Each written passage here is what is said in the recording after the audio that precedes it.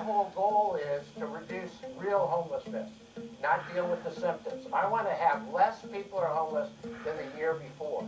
You don't stop being homeless just because you are being ticketed and moved out of the alley. Of course, everybody wants to move to homeless, but they gotta be somewhere, don't they?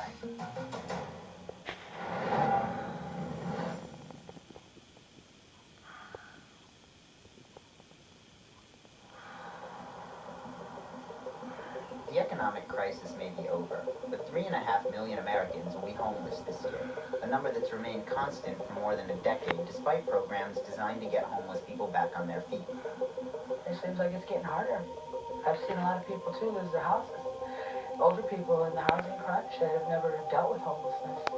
They don't know how to be homeless. Cities are responding to growing public frustration with a new tactic, legislation designed to hide the homeless rather than help them. Controversial new laws have been passed by dozens of local governments that make it virtually illegal to be homeless.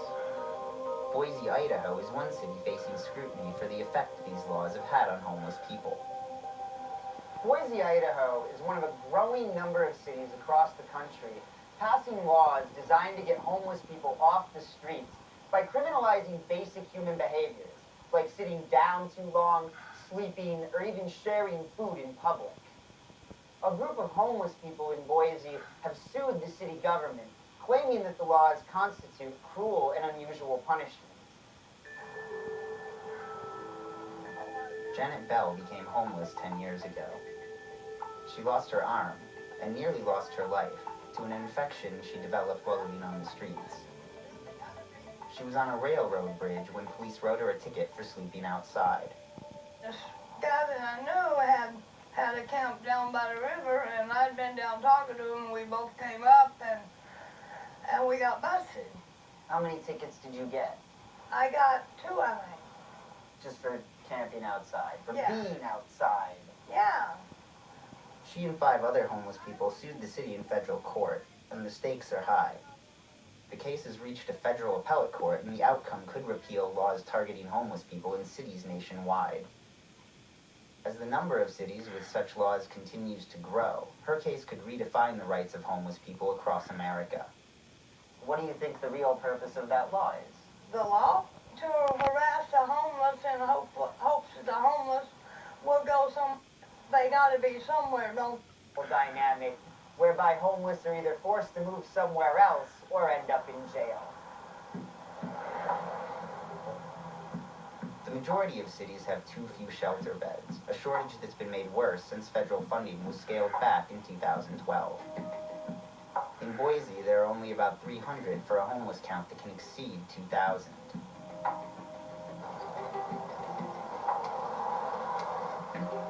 Richard Morgan became homeless 6 years ago when the auto shop where he worked went under.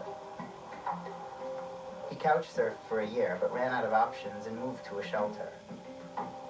Well, you know, I tried that when I first became literally out on the street homeless, and I could only stand it for about 2. Then he moved to the streets. Take a little stroll through the woods. Yeah? How's it going, man? Good. How many people staying back? Well, in our area, there was 1, 2, 3, 5. 5 tents. And the number will soon grow. Citing the city's anti-camping law, police just announced they're going to ticket the 150 people living behind this homeless shelter. The shelters don't have the capacity or special programs these people need, but they're being ticketed anyway. Where are they expecting everybody to go? It doesn't seem like anybody has a solution other than just to clear out the alley at this point. But you don't stop being homeless just because you are being ticketed and moved out of the alley. In practice, the laws mean homeless people break the law by simply being home. Homeless advocates like Lydia Blackwell say the laws are hurting the people they're supposed to help. Where do you think that they're brought when they are released from jail? They're brought back to the streets, right back to where they started from. The only thing that's changed is they have another barrier to sit. Despite those criticisms, laws criminalizing behavior associated with homeless people are an increasingly popular tactic. A major force behind their rising popularity is homelessness consultant Robert Marbut. I've been to over 708.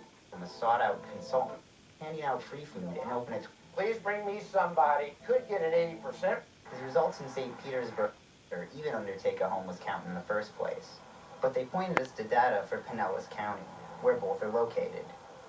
The homeless count there actually increased by almost 1,000 people since Marbut's hiring. Inside this former jail that Marbut just opened as a homeless shelter, his numbers got even more convoluted. Earlier we were talking about metrics and how you measure the success of these programs or these shelters. One is how much, that to me is The data set that tells you is a required ultimate test, and I don't mean well. Amenities at Pinellas Safe Harbor are Spartan, to be sure. They sleep on these mats. It's a bare bones existence. Degrading treatment. So to keep them there, yeah, exactly. Use condom. We shadowed Marbut while he took stock of the homeless situation in Grass Valley, California. His focus wasn't what we'd expected. he's sending a symbol here, that's a kind